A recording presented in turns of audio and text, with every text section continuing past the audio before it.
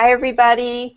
This is Joanne from Read Science, and we are glad you can join us. I am joined, of course, by my co-host, Jeff Schomeyer, as we meet once again with an author to talk about their book and how they communicate science to the general public in engaging and compelling ways. And I'm so excited because I have a long history with this lady, my former co-blogger and good pal, Carin Bondar. Carin, say hi to our audience. Hello, everybody. It's so awesome to be here, and especially to be chatting with you again, Joanne. Yeah, I know. It's so exciting. It's just like, yeah, with the demise of our favorite conference, Science Online, it's like, oh, when do we get to talk? And we both have 4 kids, and it's too busy.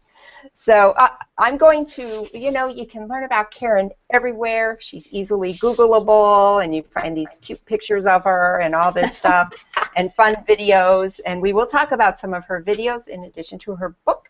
But we are talking today about her book. This is the American version called Wild Sex, which if you leave on your nightstand like that or like this, it will be like, whoa, But if you read the full subtitle, maybe it's less exciting. unless you're a biologist, which then it's really exciting. So this is the science behind mating in the animal kingdom. And, we will learn a lot of biology in this book. I know she used a lot of words. We'll talk about this, the concepts and words that biologists use, and it was, great fun to read. So, anyway, I'm going to read your bio from the back because if we read everything you've done, it would be so long. Oh.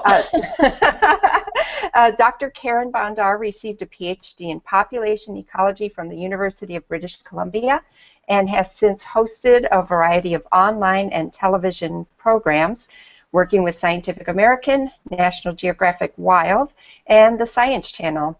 She's currently the lead presenter on Discovery World's Brave New World with Stephen Hawking. Her independent web series, Wild Sex, produced by Earth Touch Online, has over 50 million views, and her TED Global Talk in Edinburgh in 2013 has received over 2 million views, and she lives in British Columbia, Canada. And I'm so glad you're here. Thank you. It's great to be here. Yay. So, Jeff. Yes. You are the first question man. Yeah, I get to. As always, it's the biologist ganging up on the physicist. Yeah, we usually pass it over to the Dr. Watson of the day to get things started, and so I'm the non-biologist. And I get to be amazed by all these biological things. And I finished the book, and I found that there were a couple of ideas that were sort of hovering near each other. And I've been trying to turn them into a question. I don't think I've gotten there yet. But this is sort of an essay statement about 2 different things. One is, and this is one of your avowed purposes in writing the book, and maybe I'll quote something later, was to enlighten a lot of people about how diverse sexual behavior is in the animal kingdom, and at the same time how parochial our view of human sex and what's natural and required can be. At the same time that I was thinking of these hundreds, thousands of examples that you give us of interesting behaviors and their evolutionary aspects. And so the other part of that was how fecund natural selection is, just to fill every possible thing. And if we can think of it, natural selection has done it. And if we can't think of it, natural selection has probably done it.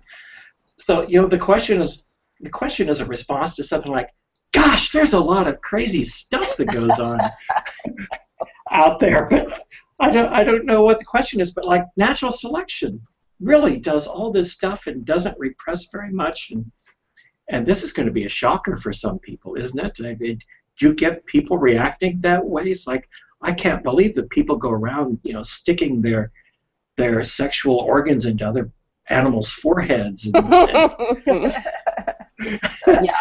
Yeah, and and I've even had people sort of on the far side of, flip side of that coin, to sort of say, you see, that is so out there and so weird. Evolution couldn't possibly have done that. That has to have been created somehow, because WTF, really. Yeah. Although my reaction, but remember that, you know, I'm a hardcore scientist reductionist, and I was reading this, and you can't read about anything evolutionary without thinking about the non-evolutionary types. And I read this, and I thought, what creator in his right mind would invent so many weird behaviors? It just seemed like, you know, 5 or 10, if this is good creativity, but tens of thousands of ways to do it. You know, what's the deal with hermaphrodites and all that, and yeah, snails, and what are they up to? But this is before we even get to the blue-footed boobies, which I'm with you. They've got a lot going for them. But that's, well, maybe we should do that. That's one detail where, who would have imagined? Okay, you talk about the blue-footed boobie, and you tell us, and I've seen enough David Attenborough. So the feet, the color of the feet on the guy is sexually selected.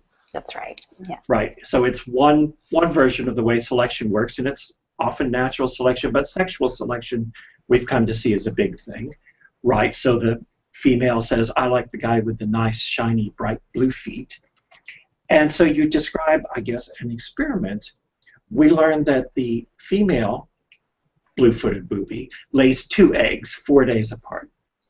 And if after she lays the first egg, you paint the guy's feet gray, the second egg ends up with fewer resources for the chick to feed on than they did before, lowering its place in the survivability thing.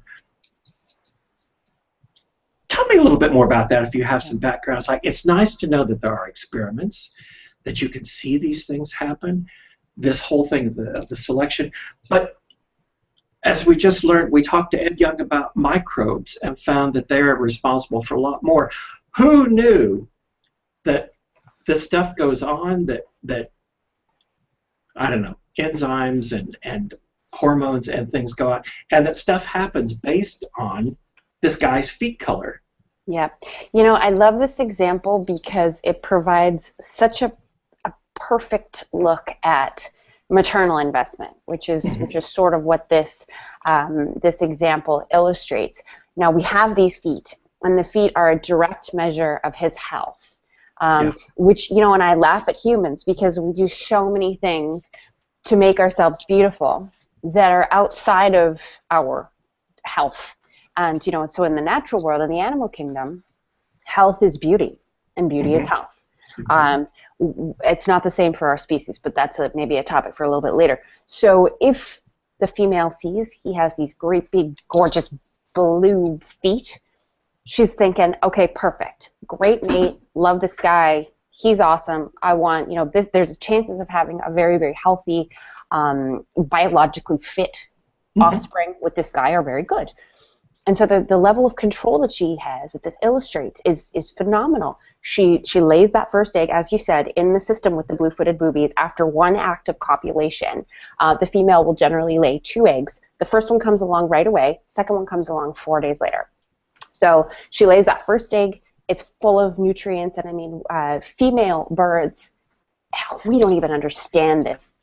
Yes, one iota, really. The level of control of the complexity of things she can include in this perfect little package, this egg, hormones, sugars, various chemical defenses, all these kinds of things. She could either gear this baby up or perhaps not.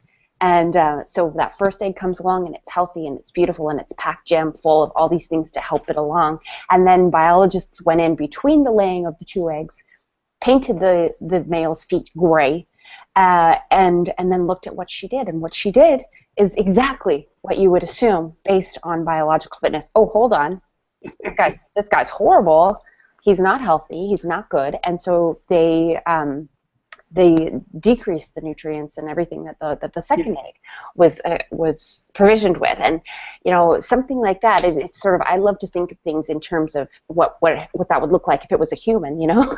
And so you have, you know, the captain of the football team, you know what I mean, who was there your first catch, and then all of a sudden you have I don't know, whomever who's less fit in your opinion, the deadbeat dad kind of thing, who's the second guy. And so it's humans don't think about that. We sort of think about treating our children and our offspring all the same. But biologically speaking, if they all come from different dads, and if you're the female, there's a different level of biological fitness associated with each child. But we kind of remove ourselves from that, rightly so, as far as our social game goes. But it is very interesting to look at the pure biology there. The birds aren't really thinking about how to be socially acceptable or politically correct. They're just thinking about biological fitness, and that's the cool bit.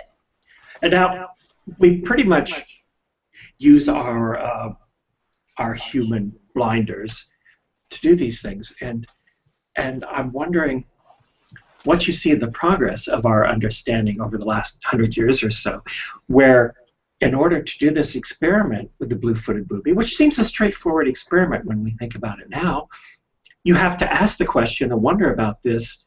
Nobody would have asked this question even 80 years ago, because nobody would have thought that something like this might have an interesting outcome or anything. How does our view of animal sexuality and reproduction and fitness and things change over time as our own parochial view with our human blinders on opens up a little bit?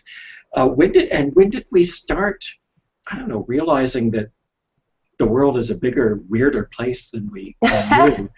Right, yeah, and it's not necessarily so simple as maximizing biological fitness, whatever that means to any particular animal. And I think there's a two-way street here. We've both learned from the animal kingdom as far as all the, as you say, the perverse diversity of so many things that go on, and then there's us humans sort of, doing our missionary position behind closed doors underneath sheets, just going, whoa, sex is bad, we shouldn't be, this is a secret thing that we do.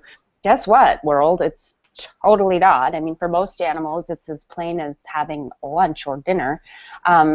And this is why most animals you see have really no shame in just engaging in sexual copulations wherever they happen to be. It's not a big deal.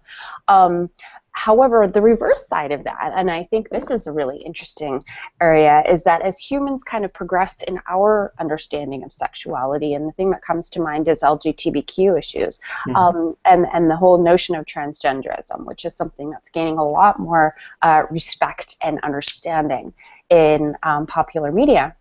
We as biologists start to ask questions like, well, are there transgender animals? And if there are, how would we know? And these are questions that I think about a lot, especially when it comes to animals like the great apes that are so closely related to us, genetically speaking, biologically speaking, behaviorally speaking, and how are trans apes received in their communities, and what are sort of the ways in which they go through with living, with biological fitness, with their own lives, and we would be foolish to think that doesn't happen.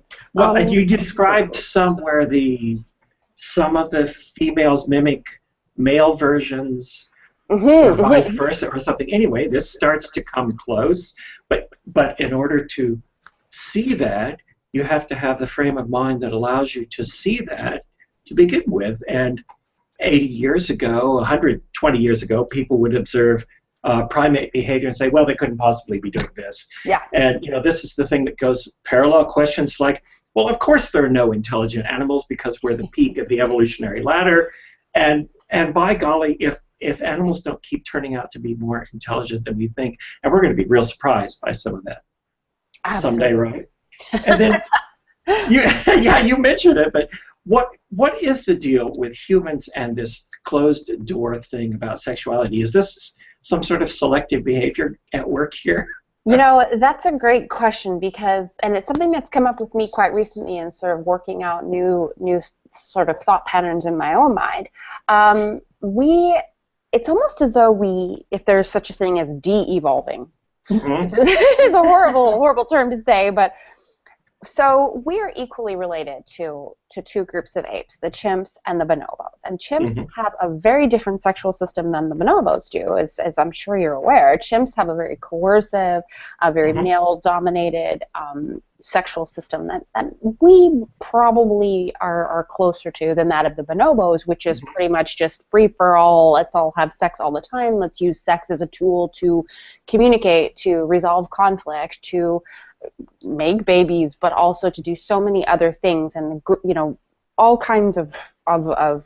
Sometimes it seems sex more nurturing or more absolutely dual rather than the aggressive fight that goes on with chimps. That's exactly what it is, and it's interesting that there's this sort of make love not war scenario over here, and then there's this coercive I control you kind of system, and we've gravitated towards that of the chimps, and I think sort of earlier human societies where monogamy became the thing sort of led us to become closed-minded, and we have this notion of monogamy and this notion of the couple with the 2 children or whatever it is that you have and the picket fence, and the fact that all of your sexual activities take place, in sort of this hidden environment with each other exclusively. But then we see this almost notion of the biology bursting itself out of those walls when things like the Ashley Madison hack happened, or the mere notion of the pornography industry. I mean, there's sex and biology in there that's banging its way out, and we have to look at why have we gone through this phase, perhaps this era of enforcing some kind of sexual rules on ourselves, but it's a lot of social structures to consider too. And one story that I had received that may or may not thing is like that medieval peasants were much more like bonobos and chimpanzees when it came to their sex life, and they didn't give 2 hoots who was around a thing. When they got randy, they did it. And then we also get the story that as there was the idea of primogeniture and succession involved with nobility, and that nobility, in order to maintain that, meant being able to know who the father was, which is much harder to tell than who the mother was, because everything depended on who the father was. Therefore, you started to accrete all of these rules in order to be able to tell or to specify, if not tell, who the father was. And so what a nice conflict you get, and you set the stage for Freud to come along and say, the neuroses that come about from the conflict between these 2 structures of sex as a normal, natural thing. That I think we have room for a quotation from you that says, your main goal in writing this book was to enlighten the reader to the fact that sex is a part of almost all decisions made by animals, and it contributes to virtually every facet of social organization and community formation. And if you deny, we spend so much time denying that sex is fundamental. We think of it as optional, the way we think of, music education in schools or art. And it just is not. And so you're obviously going to get these conflicts, like senators who keep passing laws to protect themselves, like, please make me stop. There's just huge conflicts. It's like, are we going to get over that, or is it going to get worse? Maybe. Yeah, it's a real tough question, and I think because in humans we have this huge brain that conflicts with a lot of these basic processes. And there are virtually no monogamous mammals. We would be the only one if we were indeed monogamous, which I'm not sure we are. But this whole notion of who is the father, that's the crux of the situation. We have internal fertilization.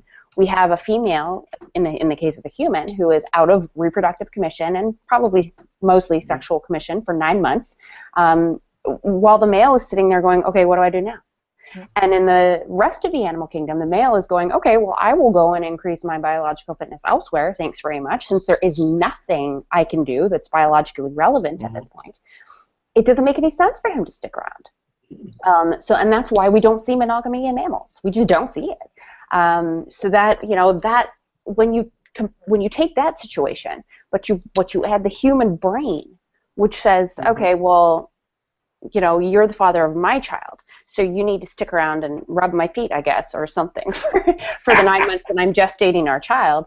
You have these roles to play, and I don't want you to play any other biological role elsewhere. You know, me personally, I'm a prime example of that, because on paper, all of this non-monogamy stuff makes perfect sense to me as a biologist. However, I do not want my fiance being with anybody else. I am monogamous when it comes to my own personal life, and I don't think that's my biology speaking. That's my human brain with my complex suite of emotions and all of the things that go along with my insecurity and my psyche and all of maybe some of those things Freud was talking about. Although I do think that Freud was very obsessed with the actual physical act of sex itself. But some inclination towards sexual fidelity does seem pretty deep down. Yes. And it's like, and where does that come from? It's not really rational. Or is the way we're thinking not really rational? I think that the frivolity of sex is rational, but we just need to remember that our brains allow that. We want to quash it down. Yes. Right. I was thinking, I really, this is going to sound like such a biologist. I actually appreciated your postscript of all things, your postscript, because you said, and as I'm reading your book, I see the theme. I know that theme, because I'm a biologist.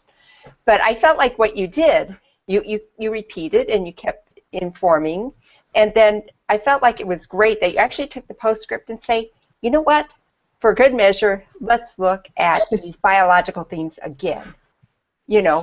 What themes did we see over and over? Because actually, for those who haven't read her book and think, oh, I don't know if I want to read biology, I don't know if I want to do this. Actually, the chapters are very short, and they've got some pop culture references and sayings we say all the time. So it's not inaccessible. So if you've seen Carin on video, then you're going to get a book you can understand. But so I was thinking, you listed these main themes: gamete value. Come on, I know how to say that. Evolution at multiple scales, homosexuality, hermaphrodites and parasites, us versus them. And I thought this was really valuable. Oh, and you have a really super nice glossary. Oh, right. For those who go, what? It's very valuable, yeah. It's a valuable glossary. So of all the things you talked about, what would you say was the most, I don't know, I can choose any word and you can talk about it, but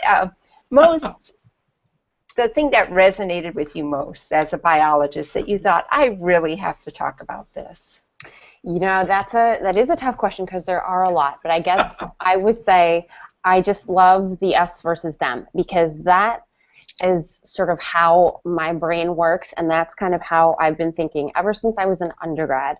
I always have kind of just wanted to put the way humans think, the way I think personally, because I know how I think, but the way humans kind of think in general, into how can we fit that with what we understand about animals, because it's kind of funny how we, especially as biologists, ascribe so many attributes, so many themes in biology, theories, hypotheses. We ascribe those to the rest of the animal kingdom, but not to ourselves. And I think that there's a lot of ways in which we don't fit in, but I think that there's a lot of ways in which we do fit in. And then there's a lot of ways in which the animal kingdom grows much further out of these rules and generalizations that we have. And just kind of a note too about the writing. I have a very short attention span. I've never been too good at the long form, and so writing a book was just kind of like, oh, I don't know. But so yeah, the book is itself kind of almost like a series of blog posts for me, because I like to kind of take a topic, have what is the crux here, what is the human connection here, and talk about it briefly, and then move to the next thing. So yeah, and that's kind of how my videos go, and how blogging went when we were doing it, and then yeah, how the book goes as well. So yeah, but I think the us versus them That's a big one, and that's something that I continue to think about all the time in everything, in anything. I mean, I'm a mom, as you are, Joanne. We, when we do our parenting, how are we doing this? How is it different? How does it look the same? How does it look different? There's so many ways to sort of tackle those topics when you get rid of the, ego that comes with being human. Right. Right. Yeah. It's a basic comparison. Which we can do when we just say we're going to look at this logically. So we both have mentioned your videos. So let's sort of talk about how this all began. And well, you've had a long path, but let's start with the Wild Sex series from Earth Touch. Yeah, that was just, I would say, one of those projects that really changed my life. I had been blogging for a while and noticing that people were more interested in sex when sex was the topic, when there was just something, some crazy penis or, some violent act or something. People were just always very, very interested in, because we are, as you were pointing out earlier, Jeff, it's like people are just fascinated by sex. We just are. It's part of everything. So just fortuitously, I had done an interview for Valentine's Day, I believe it was, just kind of going, okay, yeah, romance in the animal kingdom, no. And a producer at Earth Touch saw it, and they had, interest in doing a series, an online series about sex. And this is, it's funny because I feel so old when I say this, but this was before kind of the big YouTuber days. This was back in 2012 or something. Like it was before it was a huge deal to do something online, and they had some resources to get this series done, which again was kind of unheard of at the time for an online series. A little hard too. Yeah, yeah, still is. So we just took a chance. We took a chance. I flew over to South Africa, which is where they were located, and we shot 21 episodes in like 9 days. It was crazy and amazing and one of the best experiences of my life. And we went for it. And I think, Joanne, we've talked about this before too. This is not your blue chip natural history series as narrated by David Attenborough. This is me dressed up like a hooker on a street corner in Durban in the middle of the night talking about prostitution in the animal kingdom, and they had this 15-meter long penis made to kind of just illustrate the the biological or the sort of size differences in terms of how it might look if a human had a barnacle penis and things like that. And it was, I had my fingers crossed when it first came out, because it was just like, okay, the scientific community is either going to embrace me and think, yeah, this is cool, or they're going to shun me forever, and I'm done. Or both. Yeah, right. And I suppose maybe it is a combination of both. I think there's a mix. We've talked about this before. Yeah, there's a for mix. Sure. I mean, but you can't argue with 50 million views. So, or like, I guess you can, but but I will choose not to. So it was well received in terms of viewership, and it's a good series. It's well written. I know, because I wrote it. So did you have any strange backlash? Or, I would assume yes, because it's the internet. Right. Well, I have this rule. I don't read YouTube comments. I just don't. I think one could waste a lot of one's life and energy and time reading YouTube comments, so that's where I draw the line. So I'm sure there's been some interesting conversations over there that I don't know about, and I'm sure there's maybe been a lot of hate of me or something that I don't even know because I don't read it. I try to engage in conversations on my Facebook page or other places that there are, that conversations tend to be more constructive. So really and truly, with that caveat that I simply hadn't looked, I would say that, really the feedback that I've received has been very positive and really constructive and just of interest, really. But I guess I'm not sure how. Do you read your comments, Joanne? I don't know. No. It's not smart. It's a waste of time. Yeah, agreed. Because not only is it the I internet. apologize to the people who actually say really lovely things. Yeah, right. But you understand. You live on the internet too, so you just can't read, and yeah. But so that series got you invited to a TED Talk, is that right? Yeah, that's right. So the organizer of TED Global, Bruno Guassani, saw this series. Actually, and he saw it really early on. I think only 6 or 7 episodes were out. and took a chance again. I'm so lucky. Took a chance to invite me to speak at TED because, you know, it was quite, I guess, you know, out there for a TED talk. Yeah. But you know, it ended up being well received. I remember I was speaking at the very beginning of the conference, and it sort of was one of those ones that people were like, whoo, talking about, you know, better part of the week. You know, I spent one part of the talk talking about the paper nautilus penis that kind of detaches from the male and swims through using pheromonal cues to find the female. And of course, all the males in the audience were like, whoa. Yeah. Like, does it come back? This is my whole identity. Right? If So, it went, what would I do? the people at Autodesk during the rest of the conference, they got to work and they made me a 3D printed paper nautilus penis. Nice. To present to me later on in the conference. So, you know, I think, again, even though it's not a topic that's usually associated with the TED Talk, I think people were maybe horrified to begin, but then really relieved to enjoy it and to talk about it and to laugh about it and to just be like, yep. And then, of course, and then I was very happy to have the book deal follow from. Right, right. And your version in the UK is called The Nature of Sex? That's correct. Yes, they went for the sort of the more safe. I guess safe is the word. More British version. The more British version. The book itself is the same, but I don't know. I personally like the wild sex title because it is literally wild sex. Yeah, it is, and it has the double entendre. So you know, it's funny. You know, we've had Chad Orzel on, and he had the book How to Teach Physics to Your Dog. I had a friend of mine find it in the pets and gardening section. So I wouldn't be surprised if your book does not end up in other sections of the bookstore. If you Google it on Amazon.com, or if you just search it on Amazon.com, it comes up first, right? But then all the other ones underneath it are all like, you know, positions and, you know, all sorts of fun things. But, you know, I've had to remove my email filters and stuff, you know, long ago, because otherwise I wouldn't receive half the emails that are actually intended for me. So. Yes, if it says wild sex, then it's like, whoops.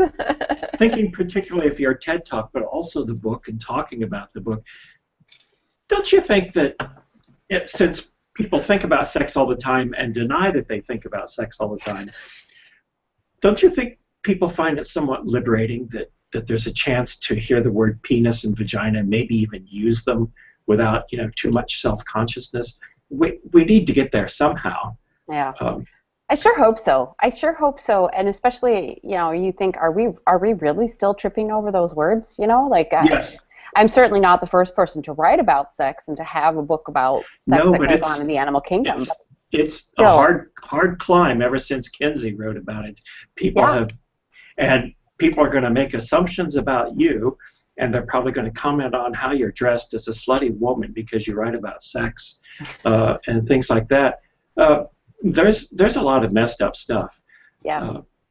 But I think it's liberating, and the thing that I'm old enough to remember when the evening news, when suddenly the planet Uranus became known as Uranus, because the first Voyager was about to reach it, and Dan Rather was going to have to talk about it, and I'm guessing he was too embarrassed to say Uranus, and suddenly the planet became Uranus. And then there was Lorena Bobbitt, and so all of America had to practice hearing the word penis. And then we had the vagina monologues, and people just go crazy, you know, about using that word. Are we ever going to get there, though? I know. I don't know. I know that I don't know. But I think it's maybe not as much of an uphill climb as it once was. Mm-hmm. And I remember even sort of going onto that stage at TED, and the first thing I said was, anybody thought about sex today? And I got one hand. One. Yeah. And I think everybody else was like, and it's like, are you serious, guys? Like, really? Because, you know, on the flip side of that coin, we have this, right?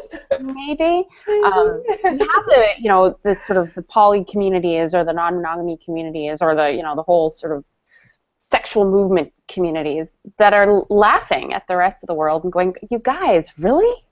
Well, there's there's a famous joke about a room full of men, and the guy who says, you know, show with your hands how many people have masturbated in the last week, and one guy does. He says, "And the rest of you are lying." Yeah, absolutely.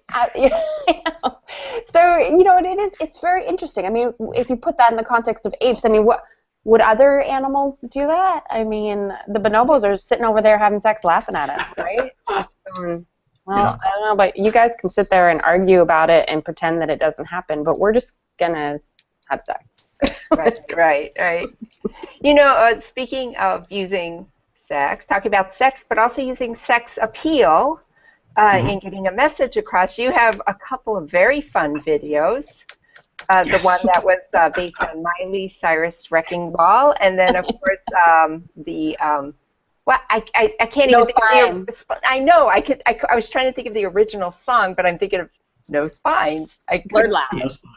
So, and your point was using popular culture and the sex appeal of these music videos to send important biological messages. Yeah. Right. And I so mean, yeah. The Wrecking Ball one was genius for evolution, you know. And, you know, so, you know, although I don't know the people who are really steadfastly against evolution would be the ones watching it. I know, right? Preach it to the choir a little bit. Exactly. But it was fun. I mean, who couldn't parody? Like, there were so many parodies of that video, but it was just such a great opportunity. And so how did you do that? Because you sort of did that yourself. I did, yeah. I mean, I've gotten a couple of skills throughout the years, not many, but yeah, I got a little camera, and I had a friend come and help me shoot the parts that I couldn't shoot myself. And I had another friend who had, who's a realtor and had a building that was just kind of at drywall stage, and he's like, have at her, just come and I, you know, the wrecking ball that I used was just a big fishing buoy. And I went to Home Depot, and it was great because I went to Home Depot, and there was a guy there, Cal, you know, older guy, and I said, Cal, have you ever seen the video Wrecking Ball? And he's like, actually, yes, I have seen that. I mean, who hasn't? So I was like, okay, Cal, so I need a sledgehammer. I have this fishing buoy. I need to like strap it up to the wall somehow, and I'm going to swing on it naked in the name of evolution. And he was like, okay. So it ended up that they didn't rent sledgehammers, but Cal, sweetheart, he actually gave me his address and said, here, you can borrow my sledgehammer. So nice. I borrowed Cal's, and he gave me the right sort of tools and things I needed to string up the wrecking ball. It was awesome. You know, I got him at Tim Hortons in very Canadian fashion. I got him a Tim Hortons gift certificate out. Sure. Very nice. So thank you, Cal. Yeah, really. And I took my 10-year-old shopping with me to get the bricks, and I was like, okay, we're gonna build a wall for Mummy's wrecking ball wall. I mean, my kids all think it's funny, right? And it has to be. That's awesome. So and then the No Spines. Yes. Oh yeah. Wait. You had a very attractive gentleman in this one. The appeal of the model of the male, of the guy wearing the Speedo with the snails crawling over him, I found had a certain something going for it. Yeah, you know, and he's a great sport, a friend of mine again, who he, you know, I just said, would you do this? Would you help me out with this video? And of course, the actual Blurred Lines video is obviously very misogynistic. It's got the Robin Thicke character in the suit, right? And then the women who are almost naked. So we sort of just switched those roles for fun. You know, it's not the answer to the world. I understand. There's, you know, I am using him for his sexuality. Okay. And we had a great time. My friend Mike Hopcraft has a reptile rescue center, so he brought he didn't bring reptiles, but he brought all of his little bugs and spiders and things. The spiders and the snails and the snails I just collected from my garden. My kids collected those squid things looked awfully squishy. Yep. I went to a seafood supply store for the octopus, and it's funny because the guy who was helping me with my taxes, he's like, why is there a receipt for an octopus? I'm like, no, that was a legitimate work expense. But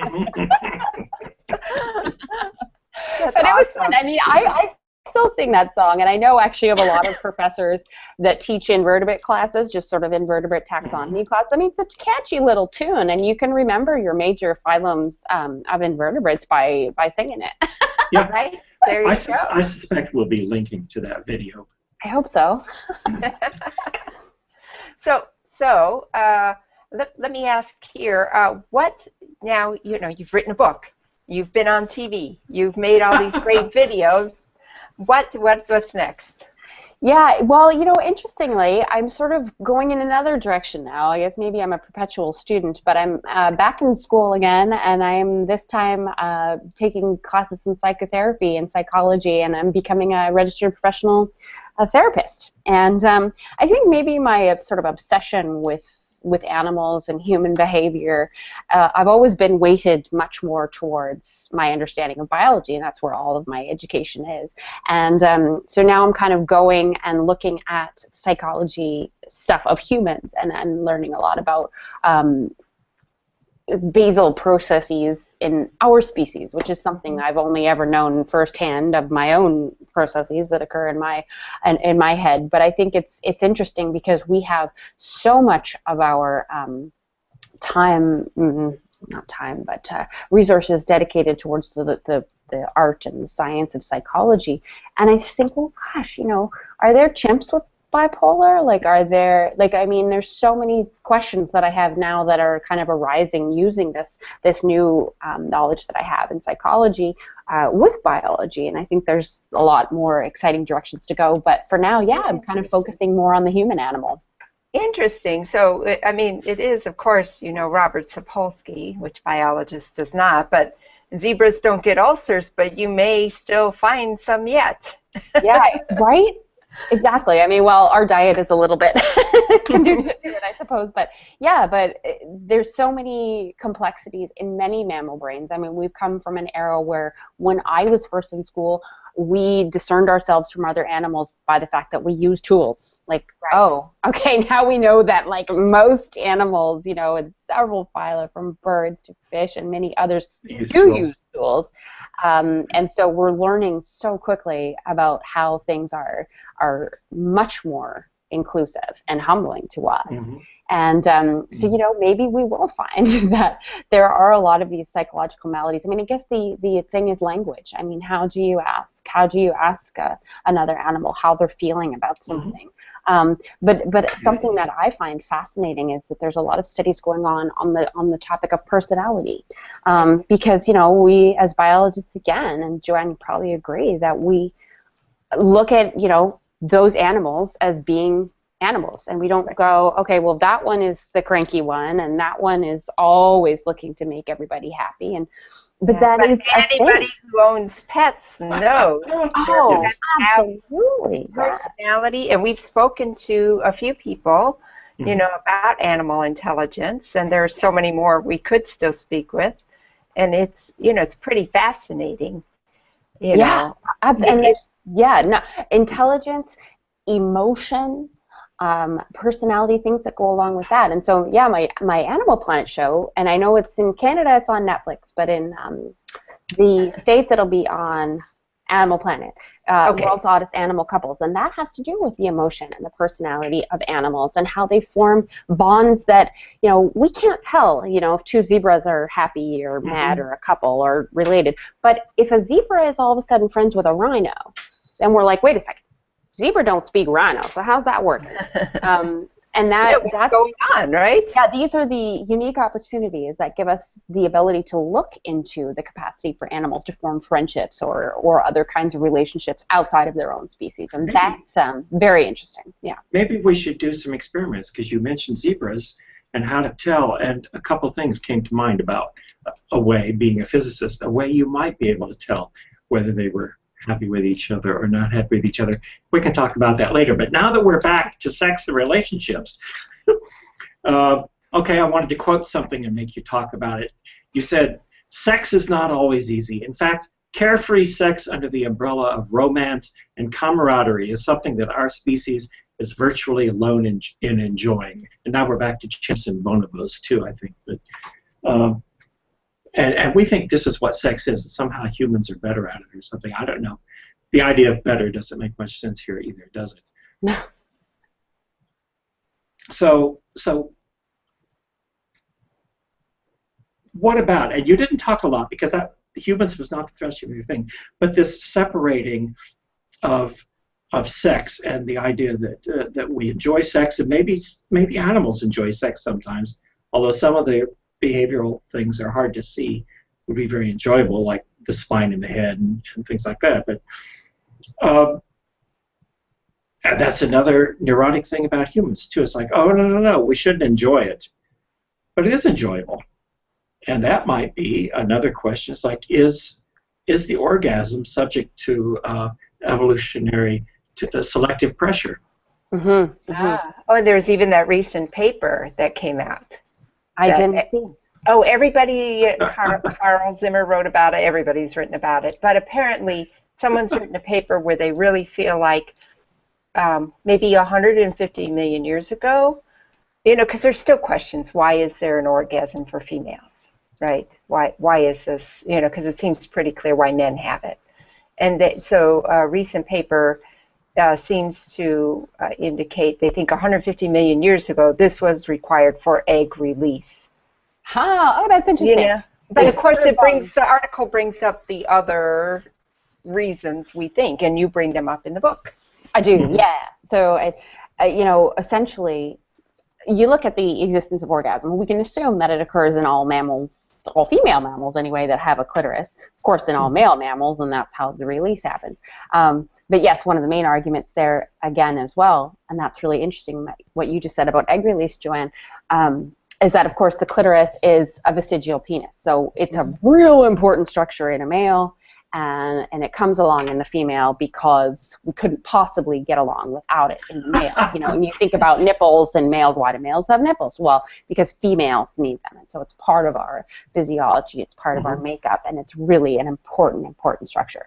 And there's always been a lot of hypotheses to do with the fact that, we females can really enjoy sex, although the composure of an orgasm in a human male versus a human female, they're really vastly different. The male is a largely tactical, physical sensation that is fairly predictable in terms of how it happens, whereas for females, it's a largely psychological and emotional experience. And interestingly, in experiments done with female chimps, or female and male chimps, but on the females specifically, they were more likely to reach orgasm when they were with preferred partners. And so again, that sort of hints to the evolutionarily relevant aspect of orgasm, and perhaps related to egg release. I mean, that would make a lot of sense. If I'm enjoying sex, I'm obviously with a partner that I like, and in the context of the animal kingdom, that's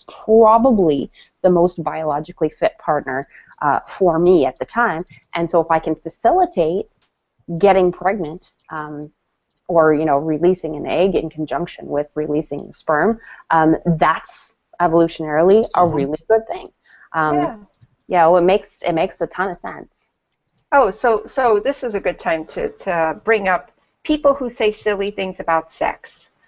So who was the guy who said during rape the body knows how to shut these things down? Who was that? Do you remember this? Yeah. But Jeff remembers. I don't know if Carin remembers. So in America, there was a prominent politician, senator from Missouri, I believe. Oh my God. Yeah, and he said so during cases of rape, so women rarely get pregnant. So this was his argument against abortion, for instance. The body shuts these things down. Well, if it's a true rape. Not this sort of fakey rape. Yeah. Yeah. Well, All right. And so that would argue against the ovulation in response to copulation in that case. There's a lot of animals where ovulation and copulation are coupled, and females would still, and then sex is coercive, or biologists call it coercive, but in the animal kingdom, that is rape. There's a lot of things that female can do called cryptic female choice after the fact, if they have been raped in other animals, to actually discourage which partners they don't want to father the child and which ones they do. I mean, but for humans, it's for a human, I mean, we are half the women in this world, I shouldn't say half, I don't really know how many, but don't even understand what the process of ovulation is, or why do we get periods? What is that? This mystery visitor, like, what's the mystery like, oh my gosh, let's understand what's happening in our biology, that we're ovulating and that we're, releasing this little nest that's meant for our fertilized eggs. We sort of understand so very little about our biology. It would be, if something like that were indeed the case, which obviously that's not true, because there are a lot of women that do actually carry children after rapes. There's so little cognizant awareness of what would be happening. That's something that, I guess would fly in the face of this whole orgasm releases egg. Right. Obviously, if you're being raped, you're not having an orgasm. So you're not releasing an egg. Well, there are women who do get pregnant from rape. So it was, by the way, Congressman Todd Akin. Yes, okay. Recently, and he was referring to what he called legitimate rape, which is another very male-centric view of the fact that women should not enjoy sex, should not have orgasms, and probably complain that everything is rape when they're just not feeling good, Right. Yeah. So this has been taken all over the internet. So, and then the other silly thing, and I don't know if he weighed in on this argument, was Neil deGrasse Tyson, who is wonderful in so many ways, but then he said, if there were ever a species for whom sex hurt, it surely went extinct long ago. Right. By the way, read the book. It does. Actually, I offered to send him a copy of the book after that tweet, but I didn't get an answer. I mean, the fact of the matter is, as you guys have already alluded to in our conversation, most of the sex that happens in the animal kingdom is not happy sex. It is not candles, chocolate, soft music. It is violent and horrible, and I will hold you down by your eyeballs while I stab you with my razor sharp penis, and blah blah blah. So yeah, he's very ill-informed of that quote. But I do get people that have that argument, like, why would an animal have sex if it doesn't feel good? And that's, again, us ascribing our own nature onto that of other beings that may have a clearer, that's kind of anthropomorphic in and of itself, a clearer picture of their biological fitness. They understand what it is they're doing on a level that we can't really comprehend. It's not I need to have sex and procreate now. It's not like that. But it is an instinctual thing that happens. And sure, it is not fun. And I mean, the sheer structures that you were alluding to, Jeff, have evolved to sort of facilitate the process. And there's almost these arms races that go on because a male has a weapon, and then a female evolves a weapon to deal with that weapon. And then, and we see this all over the place, and it's fascinating. I mean, the deed needs to get done. That's basically the bottom line. Yeah. Which brings us very close to a question that I wanted to hear from me. You were talking, I would say, is this a big difference between men and women, and you suggested maybe these big differences come down evolutionary to the comparison of the reproductive cost of producing eggs, which takes a lot of work, and producing sperm, which we guys do by the millions, and that you suggest that leads to a very natural sexual antagonism, and that sort of causes this divergence of things, or something like that? Absolutely, and that's why I was a little bit, or more than a little bit, I'm sure you were too, Joanne, troubled by Neil deGrasse Tyson's tweet, because it basically spoke to the fact that, even this real basic notion of eggs expensive, sperm cheap, as you just said, it just alluded to such a lack of basic knowledge about biology, which is unfortunate, because he is one of the greatest sort of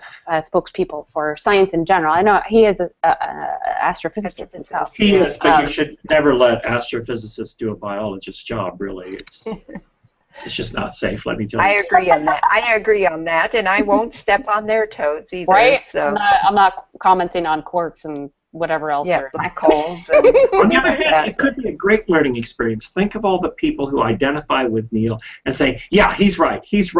And then if the backlash is big enough, they have to go, whoa, he was wrong. Yeah. And they may actually have heard that and now they'll go, we know, and read your book and find out that, yeah, it's an arms race and a hot war, and people are out there poking things and killing people and eating their mates and being cannibals and saving sperm and, gosh. And playing tricks and Yes. you know. So yeah, so actually we are getting near the end of the hour. Carin, is there anything we did not talk about that we should mention you'd like to discuss about? No, I mean, it's just been wonderful to come and talk about all this stuff with you guys, and thanks for the opportunity. I really appreciate it. It's great to see you again, Joanne. I know. I'm really glad you could come on, and I'm really glad you wrote your book because it was in there, right? Definitely it was in there to write. Yeah. Yes, and so and definitely this book is like a giant tour of the animal kingdom. Oh, and I want to make sure to mention, because it's a good book, and we haven't had Robert Martin on yet, but he wrote a book, in case you're interested in humans, from a biological, a primatological, perspective. We have a book called How We Do It, the Evolution and Future of Human Reproduction. And this book just has so much great information. Carin, you said you read it and reviewed it, and it's written so lovely. He's a great writer, and he's such a marvelous person. And so that's a good one if you want to learn about human evolution or human reproduction and its evolution and its role. But I think, if you're going to talk about evolution, then you need to sort of read this book because there's a lot of evolutionary forces and natural selection forces at work in keeping animals, creating new animals, right? For everyone with a parochial, or even if they think they have a wide open view of what sex might be in the animal kingdom, there's going to be something in here to surprise them. And that makes it like foreign travel. It's a broadening experience. I like that. Plus the chance to practice saying penis and vagina and those other words, yeah. And it just amazes me to go, so did you consult a lot of research papers to make this happen? Yeah. Almost 800. 800, yes. It's just like, I thought every single thing you mentioned, some scientist has studied. Yeah. You didn't just make this up or someone just offhandedly said this one. Yeah. There are a bunch of references in the back, too, which is useful. Yes, they're all there. Glossary and references. So, very good. Oh, it's so nice to have you on today, Carin, and I'm glad to hear things are going well. And everybody, thank you for watching today. We are so glad you could join us. And actually, in a couple of weeks, we will be talking to Christy Wilcox about her book, Venomous. Actually, you mentioned my glossary. Christy actually did the glossary. Oh, did she? Yeah, Christy's a good friend, and she helped me out a lot. And that's awesome. Yes, because glossaries aren't necessarily fun.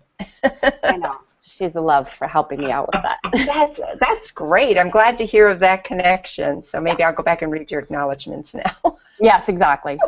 So, okay, everybody, thank you for joining us with Dr. Carin Bondar. And we will see you again in the near future. And Jeff, thank you. Always a pleasure. Thank you, Carin. Thanks, guys. Okay, bye.